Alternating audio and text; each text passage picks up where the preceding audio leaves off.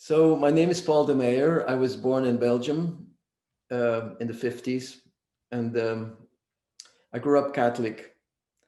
But like many other Catholics, when I was 15, 16, I kind of lost the faith. And it was when I was 15, it was around 16, yeah, it was around 68 when there was this big a change in the thinking and uh, the values and people were, it was also when the hippies came up and make love not war and all that, and and there was this kind of sense of freeing the people, and being in a Catholic restrictive environment. I just kind of liked that idea, not that I became like a hippie. I never really wanted to be hippie. There was something about hippies that I didn't really care for, but also priests were leaving the church and nuns were leaving the church, and there was just a very unsettling feeling. And for a while, I lost faith. But then in my 20s, I was 23, I came to the US. I had a scholarship.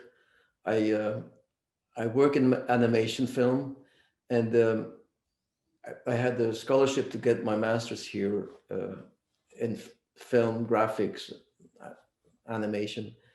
And someone introduced me to transcendental meditation.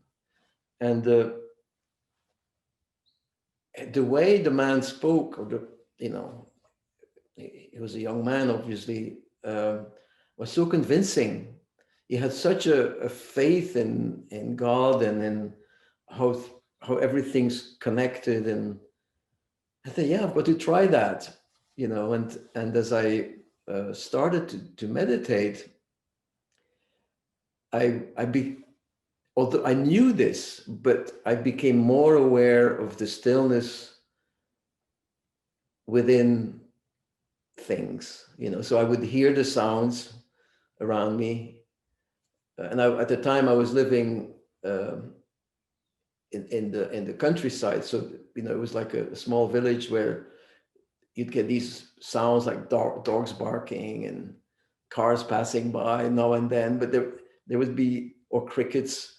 But I was so aware of the stillness and the peace that was in between.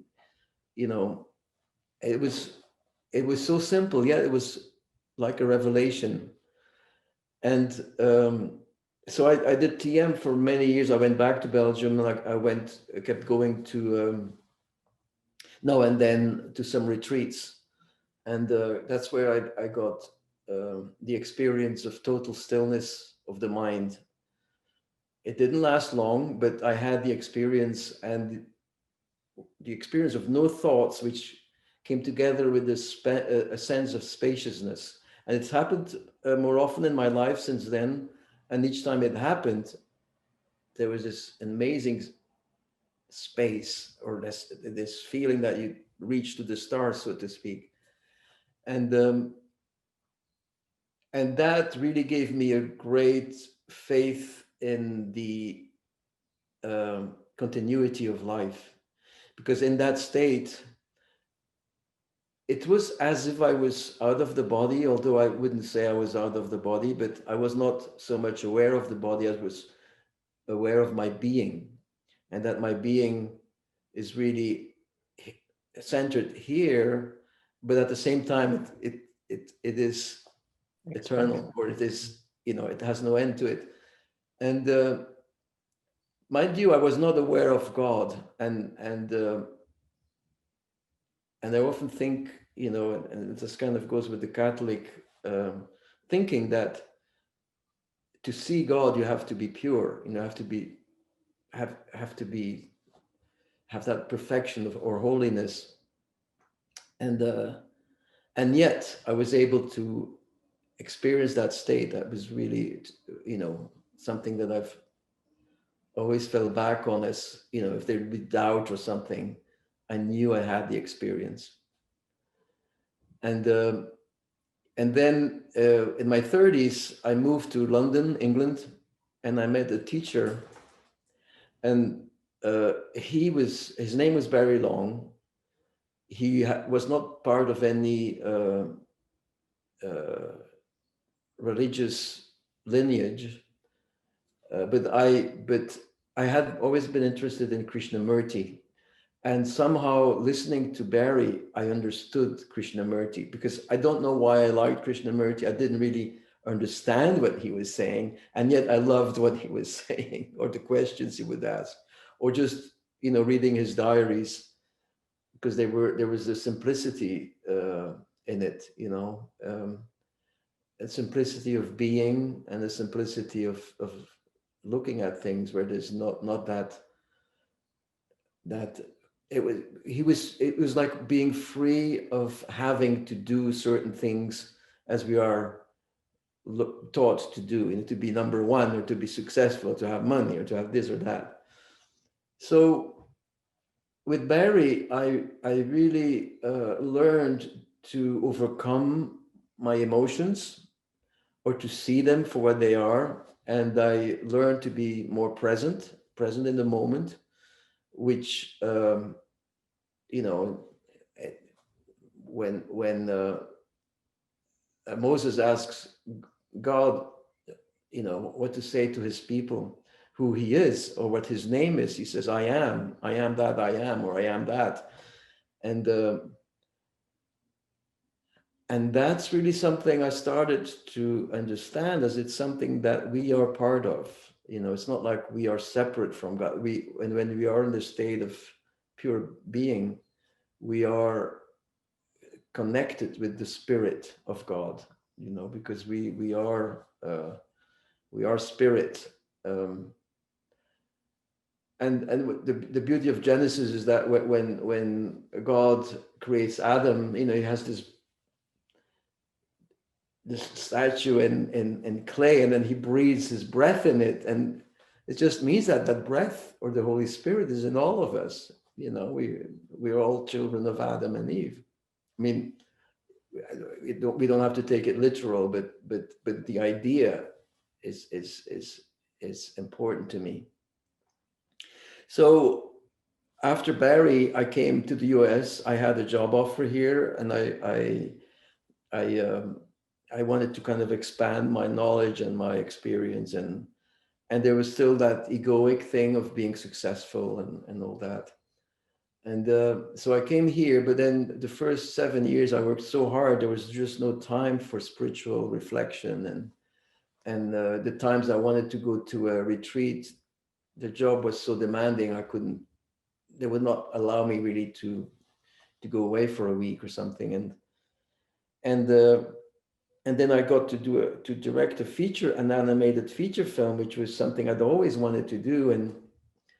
And I realized that while doing that, it just took all my energy. It made my wife unhappy, and I thought, okay, this is not what I'm looking for. It could kind of puts me in the limelight, but at the same time, you've got to deal with so many things. It's just like it's not all that satisfying. So anyway, I just shortly after that, I met this Protestant minister who really made an impression on me, and he talked to me about prayer, and it was like I met him once. We spoke maybe 20 minutes, and then we, because he lives in another state, but he sent me some books, and I started to pray again, and I took back my Catholic prayers, and that brought me back into the Catholic Church. I had some spiritual experiences which really made me feel I had to go back to the church, that I needed something, a context to work, and the lineage was Jesus Christ, because when I was doing TM, I never felt I could become a Hindu. That was just not my calling, because TM is based in the Hindu tradition. And so I started to go back to the Catholic Church, and I became involved with youth ministry, and the person who kind of invited me to join them said, I'd asked them, can I teach the kids to meditate? And she said, that'd be great, and that was I thought, in my experience, really helped the kids to experience something that's, slightly out of the world that we are used to, the pressure of having to be this or that, that you could just be yourself and just be nothing and just be, you know, be nothing, meaning being everything really. But then I started an adult group. It was just very small and still is a very small group. And then someone who was teaching at the university, who's in the parish, invited me to come and teach some students at the university there, and I really felt. How is your practice, your daily practice, meditation? Use a word? Well, the practice I've been using since I met Barry. What's interesting is that the Christian meditation, which is taught by Lawrence Freeman and before him by John Main, is extremely similar to TM, except that TM has a prayer word that is the name of some saint or some god or something in the Hindu tradition, whereas we use Maranatha in the Christian tradition, but which means "Come, Lord." But I learned with Truberry to go through the body, start with the breathing and then feel the sensation in the hands and the lips, the nose, the feet, and just until you have this kind of, it's almost like a radiation, and that's what I still do. But sometimes I might just repeat Maranatha a few times, just inviting God into my life. And this is how you teach for the children, for the adults as well? That's how I teach the kids. That's how I teach students, and then, the thing is, I need to teach what I feel works for me. I don't want to teach someone else's thing, but when I started doing that, I realized that I could teach, because before that I would never talk about my spiritual life to people. It was just something private. But I felt, and especially with starting to work with the youth ministry, was that there was a calling. Someone asked whether there could be any people in the parish who would help chaperone or help out with youth ministry, because all the volunteers were really young, and at the time I really had no interest, to work with 15, 16-year-olds. But then I felt inward, I was called, I had to do it. And then when I started doing it, I just loved it. I loved being with the kids and talking to them and So being this honest. is the age you work with, 15, 16? Beg your pardon? What are the age of this group of They're 15, 16 years old, teenagers, and it's the group that prepares for confirmation, in the Catholic tradition. And during this time, what you learn from them with doing this service? It's difficult to say, because they're very shy, they're very shy. So, but the more open I am to them, the more open they will be eventually, once they feel comfortable with you. And that would only really happen once we had our retreat and we were together for 2-3 days. We do everything together and we eat together, but what I learned from it is not to be afraid of whatever others might think or be inhibited from or whatever, because when I was 15, 16, I was extremely shy, and I went to a boys' school and had three brothers. There were no girls around us, and I was very shy towards towards girls or young women, extremely shy, and somehow I always kind of carried that with me towards 16-year-olds, as if I wouldn't understand it. But then once I started to be with them, I realized, hey, they're just kids, and they're not adults, but they're not really kids yet, but they're in between, Do you feel that meditation helped them to like say to be more confident and to be more yes, comfortable in life? Yeah. yes, yes, and to let them be who they are, and to bring that in them, that God is within them. God is not out there somewhere, God is within, the kingdom of heaven is within. And that's absolutely important that they understand that.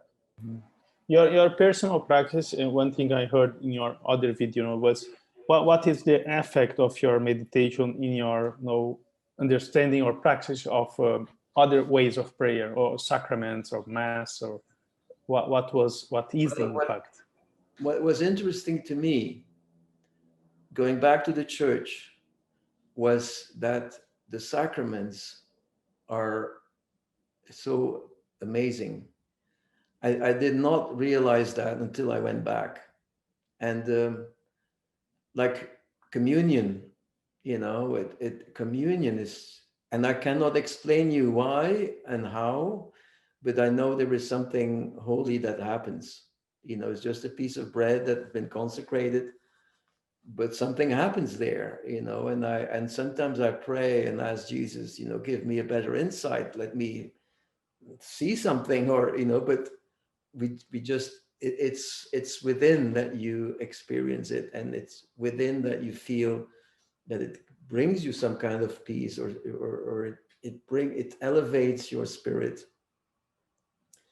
But it's again, it's meditation gives you a sense of peace and brings peace into your life. So there's not always that running and running and running and running, and it just because brings you back within, which is the kingdom of God. And the sacraments do something exactly like that. When I was about 3 years, I'm diabetic since I was a child, and I've had eye problems, which I still have, but it's stabilized. And then with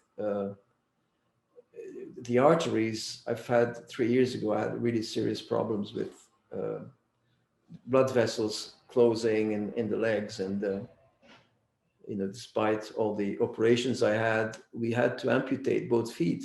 And when I was in the hospital, I realized, when I had the occasion to receive communion, it because I was in the state of, I was very weak. I had a lot of pain, and I was on opioids, which just made my mind like crazy. And but each time I had the occasion either to go to mass or to receive communion, it just gave me such a peace. It just gave me such a strength, and I really feel that God was there, or Jesus was there for me. But unless you have faith, it's people cannot understand that. Yeah, I was going to ask also about, because other part of the video that I watched, you mentioned this thing about, for you was always difficult to accept the cross. And so my question is, how, if meditation also help you with that, with this acceptance. In Father Lawrence, I always say that the sacrament of meditation is the presence, is the same presence you find in the communion. So how meditation also help you with facing the cross? That is very difficult for us, with this physical suffering, psychological suffering? Yes, that's a really good question. What I experienced is, when I was very ill, and I was under all these meds and things, I could neither meditate nor pray. I don't know why. That it did something to my mind. But I could receive the sacraments, and that meant a lot to me. But what in my 20s and 30s, I went through a lot of emotional disturbances, mostly to do with relationships. And I thought, I was very naive, when I was 23, I thought, oh, if I meditate, by the time I'm 40 or 50, I'll be like a saint, And, we would call it enlightenment or something, but which of course didn't happen. But what happens is, even in certain circumstances, if you meditate and you can find, even if it's only for a few seconds, you can find that peace, it emanates into the rest of your life. And over the years, what I've noticed is that I don't react to the world as I used to. I might be, people might be upset about, let's say at work, people are upset about something, and, someone is yelling at someone else, and, I'm not that happens often, but rather than get emotionally involved, I just look at this, I just look at the situation. Okay, what's just happened? A, B, C, D. Maybe if we do that, that will take care of it, and sometimes it doesn't, but there's no reason to get out of shape, because there's some I kind of think you emotion. create a detachment from that emotion. There's a detachment. And detachment, I've had that, that conversation with many people, is that doesn't mean that you don't care. You still care, but you don't get involved in the emotional, up and down, so you have more like a balance. And I think that's the main. But then, people who don't meditate, but who pray, who have a spiritual kind of life, and the tradition of, let's say, Catholicism or whatever religion, they have that. They will have that. They should have that too, and they tend to do that too. My grandmother, she would pray the rosary every day, and she really had that kind of peace about her, because I Yeah, they think, say, the goal of life, if we can do everything with full attention, it becomes prayer. So if you are able to put yourself really on the, and this yeah, brings me to, I think you made a comment also in the video. It was very interesting that you had this deep experience of presence and connection, and then you start to do your work or drawing, and you lost that, and then you stop, and then you go back. And yes. how was that experience of Okay, well, losing and finding the presence in yourself? when I met Barry Long, I had this incredible experience where, that this here, and I think it's the heart, because some call it the solar plexus because it's just in this area here. It really opened up, and it was as if, although I didn't see any beams, but it was as if a beam came into my chest, and there was this sense of surrender, this just wanting God to come in. It really felt like it was a godly entrance, or an opening of my being. And for the next few days, I was like glowing. I just felt this glow, and sometimes it was less, sometimes more, but I was always aware that my center was not in my head, but it was in here, in this area, in the heart area. When you see pictures of the Sacred Heart of Jesus, it's always in the center of his chest, not where the heart is supposed to be, and that's where I felt it. And and there was also like a greater sense of dimension around me. You know, sounds had like a different quality, you know, almost like a musical quality, but that was not constant. It was just things would come and go. It was just different. It was like different experiences that were happening. And then the Monday after this weekend, I went back to work, and working in animation, we would draw on paper, and now it's all computer animated, but now then it was still all on paper. And so you have to concentrate on, you know, on the lines and the, you know, the movement you're doing. And what I realized is as I looked what's happening in the work, I lost the sensation here. So I would then stop and think, oh yeah, it's still there. Because, you know, you have to do your work, right? You can't live. I mean, you know, Jesus says otherwise, but you know, that you don't live on bread alone, but still you have to have, you know, keep your body alive. Yes. And anyway, so and then for the next few years, I would, you know, or forever, I guess, I would go at lunchtime. I would go to places where it was more or less quiet. You know, sometimes a park, but there would be always like a lot of noise. But I would go and meditate just to feel that sensation, to be in that place, because it was really a place of peace. You know, that experience.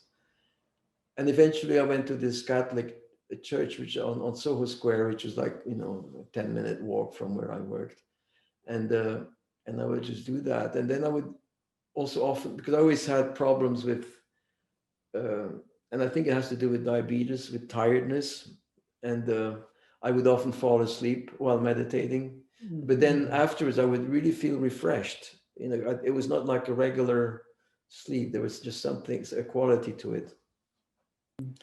So, so what I over time I realized, you know, you pay for everything. You have to pay for everything. We have to pay for, you know, in order to have a spiritual life, you have to give up material things one way or another, you know, or give up entertainment or give up something. So you give your time to God or to that particular thing.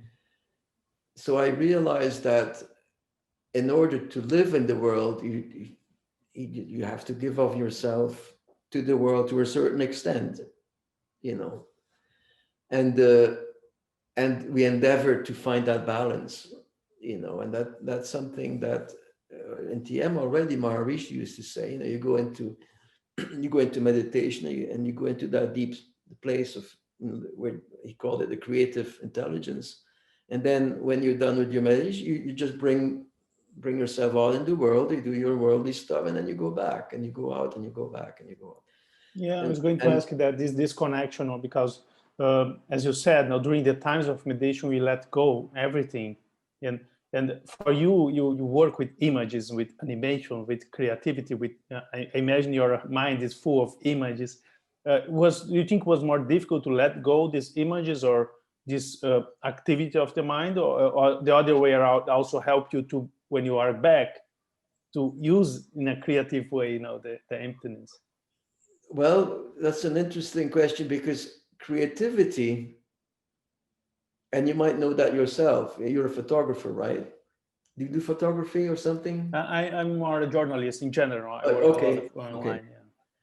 So if you, let's say, you know, this meditation film I did, first I wrote the script, you know, the voiceovers, dialogue or monologue, which I, of course, then went back and forth with Father Lawrence, and he did changes to it, and, you know, went back and forth. But that's the start, and that just kind of comes out because it comes out of my experience. It comes out of, you know, how I understand things work. So it just comes out. I don't have to think about it. Just I write it and it comes out because it's already within me.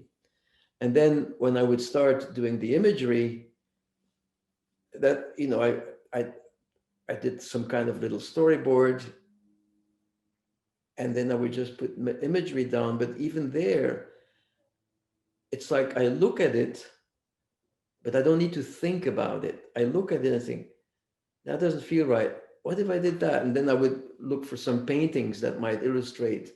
And I would go, wonderful Google, right?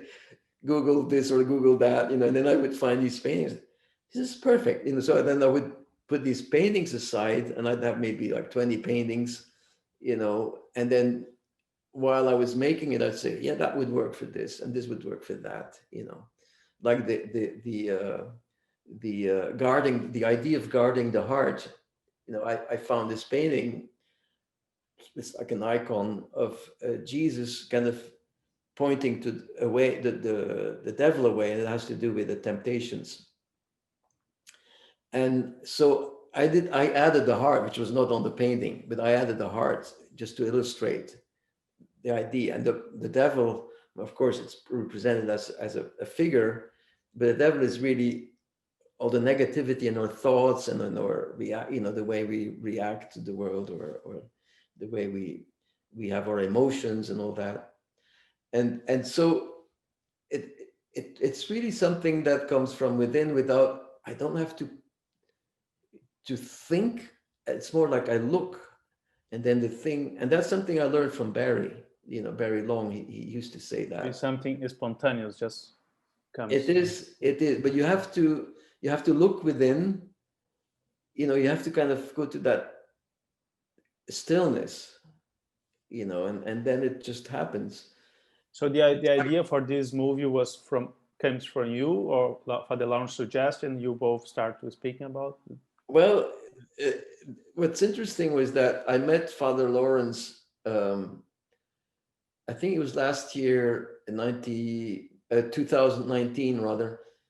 I think it was November, and he was on his way back. I forget, maybe from Australia back to Europe, and he was doing a stop here in LA and visiting some people from the community. And someone invited me, said, you should come meet Father Lawrence, because I was teaching meditation here at my parish. And so I went, and we did a mass and then a meditation. And then there was like a little reception, with food and that people brought. And then someone introduced me to him, and he looked very tired. He looked so tired. I didn't want. I felt I didn't want to, take his time. But so we just talked a little bit, and then he asked me, "So what do you do?" And I said, "Well, I work in animation." And his eyes lit up. It was so sweet. His light lit up, and he said, I've always wanted to do an animation film on the meditation, and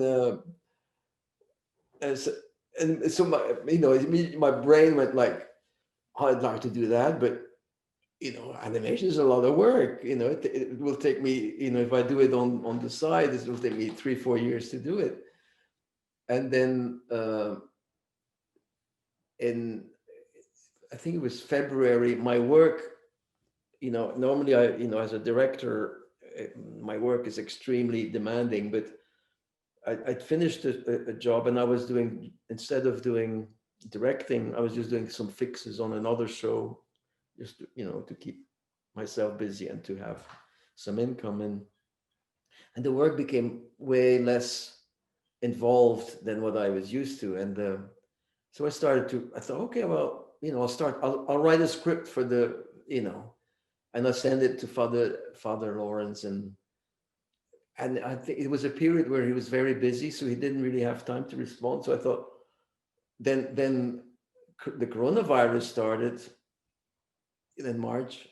I said, I'm just going to make an animatic, which is just like a storyboard that's filmed, with the soundtrack and everything, and I did that in pretty much a record time, and then I sent it to him, and then he responded, the changes to the script and everything, and so I did that and changed the thing and then started to animate, make the movements, and then send it back to him, and then he would give a few more notes, and then, and that's how we worked, and because my work was really so light, I instead of working 5 days a week, I was working maybe 2.5 days a week, and then the rest of the week I would work on this, and maybe a little do bit you on the have weekend. I'm sure you put a lot of love, in this work, because it was, as you said, spontaneous, or volunteer. What do you have any hope, of helping people to meditate, or through this animation, or what is your intention Well, with this animation? well, the idea is to introduce people who've never meditated, especially Christians who think meditation is something from Asian religions, and not belonging to the Christian tradition. So that was the idea, introduce how you do it, and when you do it, and how many times you do it, and also wanted to add what resistances we have and all that, so that you're just aware, and so that it's introducing it as something that's not as difficult as it might sound, or it's as difficult as it sounds, whatever you interpret it like. But uh, what was interesting, someone wrote me back, um, Helen, who works with Father Lawrence, and she said that just watching the animation, and watching the whole thing, that she felt that she was being drawn into that stillness, and I think that to me was great to hear, because I felt that it's not only like a technical thing, how to screw something loose, or put your IKEA thing together, it's also, it's something that touches your heart, if it does. I'm sure for some it won't, but for some it might. And I think there are people who are natural meditators, they just pick it up immediately. Mhm. Yeah. Thank you, Paul.